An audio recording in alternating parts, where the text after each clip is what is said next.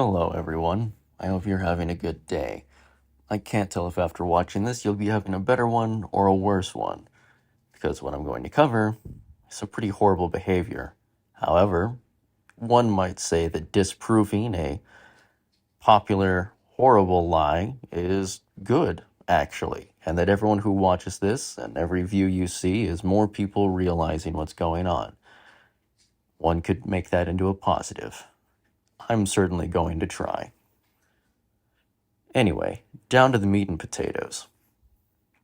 Zack Snyder was online supporting the AFSP, American Foundation for Suicide Prevention, and helping promote their current campaign, which is about a conversation about mental health, saying that you don't have to be a mental health professional to reach out to your friends and make sure that they're okay, reach out to your family members, just sort of touch base with people and encourage them to get professional help. It's very good. It's very positive, healthy message that is helping to save real lives. The American Foundation for Suicide Prevention saves lives. They do. Zack Snyder, one of the many tweets on this topic for this campaign that he's been promoting, said, "Keeping the conversation going about mental health is crucial. Here are some tips from the team at AFSP. Follow up regularly and show you care. Choose a good time when you can talk without interruptions," which that is a very key fact right there. That's really good advice. Be patient and give them space if they need them, so on and so forth.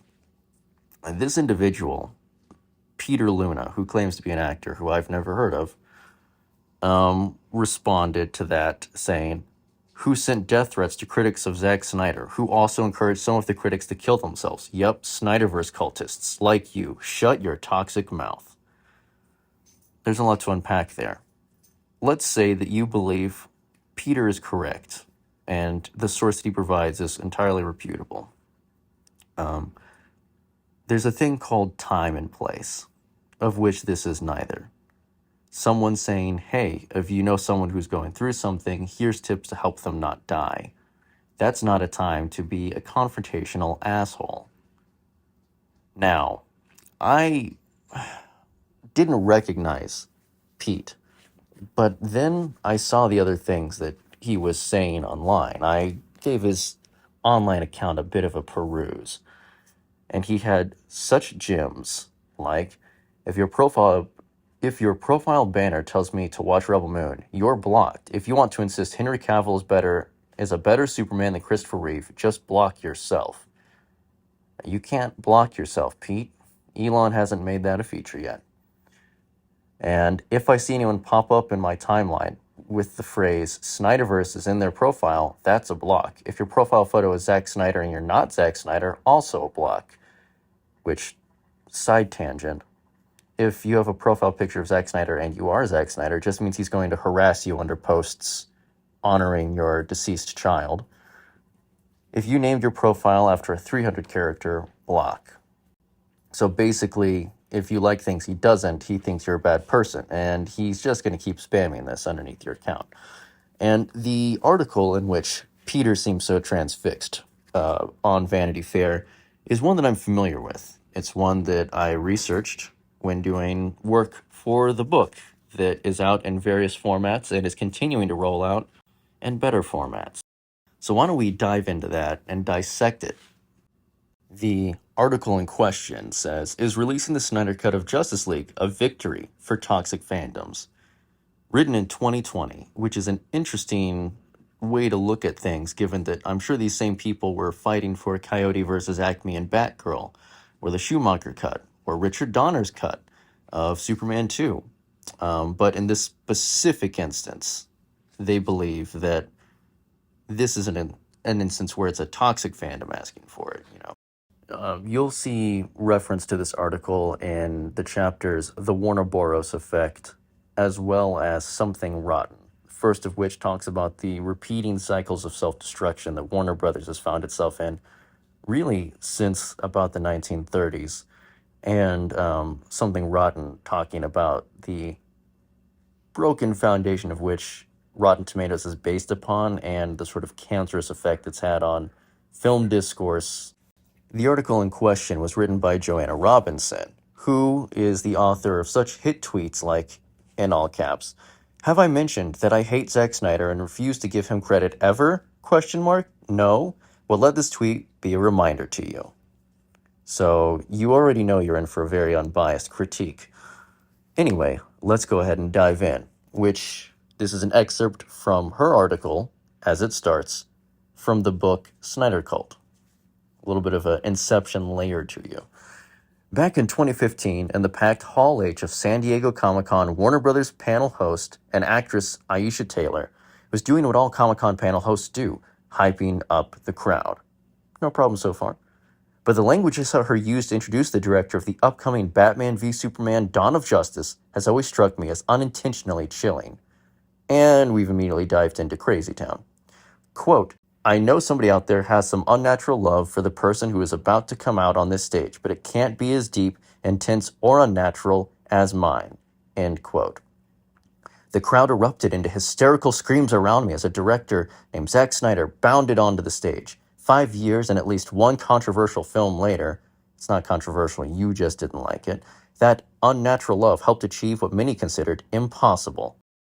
Like Superman rising from the grave in 2017's Justice League, the fabled Snyder Cut will emerge in 2021, the result of Warner Media finally acknowledging the long and occasionally toxic fan campaign that mixed good-intentioned fundraising with coordinated and vicious social media attacks on critics, myself included.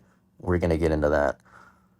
Has one company, in its desire to stir up attention around the launch of its streaming service HBO Max, emboldened bad fan behavior, or is this just the new normal of fandom ownership in our social media age? We could go through the whole thing. Suffice to say that she herself does not actually have any evidence of abuse. She says that she was attacked and she wasn't. So she doesn't actually have any evidence. The links that she had, half of them don't even work anymore, but they did when I covered it back when I was doing reporting for the book. So I will now read from you excerpts from the Warner Boros. The article has links to a Medium post by J.M. Carter, who basically equates trolls, the already proven fake Snyder fan accounts, and not liking Warner Brothers executives to toxicity.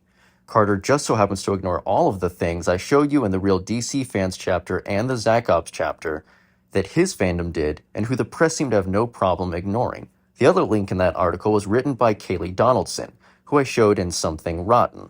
In the Something Rotten chapter, who has an obsession with calling Zack Snyder a masturbatory fascist that beats women. She claimed that someone calling her an asshole was toxic, but that her cacophony of cum comments were completely valid film criticisms. The scathing, toxic response that Kaylee bet her inexplicably spelled name on, well, it's far less sexually charged or offensive than her own, quote, criticisms of Snyder or his fans. This is the DM she received.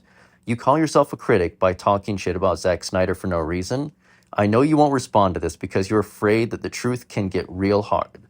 I know it. I'm not being rude or anything. I'm just telling you that you're no journalist. You're a bully. Want to block me? Go right ahead, because we all know who you are and what you do. And that is from her own Twitter account where she posted it and the article in question. So, if you clicked on the original article from all of this on The Verge's headline about Snyder fans sending death threats, you'd not only have to read that article, but also the article from Vanity Fair, the one which is now being pushed around by Mr. Peter Luna. The one from Vanity Fair that it references, and the two separate articles that the Vanity Fair article uses as a source for its claims. After you've read all four articles, you would realize that these journalists and critics have been behaving like wild lunatics with behavior that most would label toxic and immature. You'd then have to go and inspect the social media and article history of all four authors before you realized how often they make angry social media posts and articles comparing Zack Snyder to fascists and comparing his followers to Nazis. Fans of a Jewish director and Jewish superhero, I might add. Most people didn't do that. I didn't even do that at first, and it is literally my job to do research on these claims while writing this book. Do you know what 99% of the people who saw that first article headline did? Nothing. They scanned a headline, and that's all. The reports of endless death threats and horrific slurs were exaggerated and outright lies, unlike what you'll find from the anti-Snyder cult featured in the Real DC Fans chapter of this book. Oddly, none of the authors ever felt the need to admit that they find joy in insulting Snyder or his fans or the actual rape threats and blackmailing schemes that have been targeted at Snyder fans for 11 years. I wonder why that is. This practice of layered truths and crying wolf is the epitome of burying the lead in clickbait journalism. These people in positions of power are using their platforms to cry to mommy anytime a fraction of their own hostility splashes back onto them. They weren't harmless reporters who were unjustly attacked. They were jerks that found themselves met by an equal tone to their own. It's like giving a kid detention for finally standing up to a school bully, except the school bullies are middle-aged adults who should know better. Zack Snyder having a warm welcome at Comic-Con does not make him a fascist, and someone calling you a bully for spending hours of your life imagining Zack Snyder's ejaculatory habits is not toxic. Lying about people from a position of power is. The next time you see a headline, ask yourself if you can trust the source. That's why I provide so much information in my book. I don't expect you to just believe me at my word. With how insane the story is, I wouldn't believe half of this if I hadn't verified it firsthand. A studio that's willing to slander its fan base to save its executive image can't be trusted. One that will concoct a fake movie announcement like Frosty the Snowman to distract people from accusations of racial abuse is morally corrupt. You cannot trust these studios, and by extension, you can't trust the press that they rely so heavily on in a quid pro quo arrangement of shielding the studio in exchange for scoops and early access to red carpet events. This system has infected Disney and other studios as well, but it is at its most egregious at Warner Brothers. These people who hold the keys to your childhood heroes are holding them hostage as mascots for their retirement fund. Just look at the head of the recent Warner Brothers Discovery merger, David Zaslav. He was part of the group that said they would extend the writer strike until the writers lost their homes and were starving rather than pay them fair wages. How's that for truth and justice? In this same time frame as the strike, Zaslav went to a Cannes Film Festival event where his ultra 1% friends gestured to two mega yachts on the waterfront and joked, quote, "This is what a recession looks like. There used to be 20 of those." Lex Luthor owns the rights to Superman, and he's blaming the citizens of Metropolis for not supporting his corrupt company. That's the hard truth of business at Warner Brothers. There is no justice, just the American way. It's the death of Superman and the life of a salesman. So, Peter Luna, actor who I've never heard of, who feels the need to harass anti-suicide campaigns, posting a link to an article written by someone who openly despises Zack Snyder more than, say, I don't know, Bryan Singer, a Superman director who sexually assaulted multiple children. That doesn't actually work as proof, especially when said incredibly biased critic has no evidence, and when what they try to provide as evidence is merely more conjecture and lies from more people who have repeatedly harassed and attacked Zack Snyder and his fans. Again, a bully who finally gets a bloody nose is not a victim. And the fact that people don't seem to have any issue with, say, the death threats against Ray Porter, which were happening less than a month ago, the calls to go firebomb his house, which is insane, the fact that we've had people being harassed and doxxed to the point that the FBI has gotten involved recently in some of the accounts, the fact that I've had to actually threaten police action to get people to stop harassing my own wife and threatening to, physically and sexually assault her.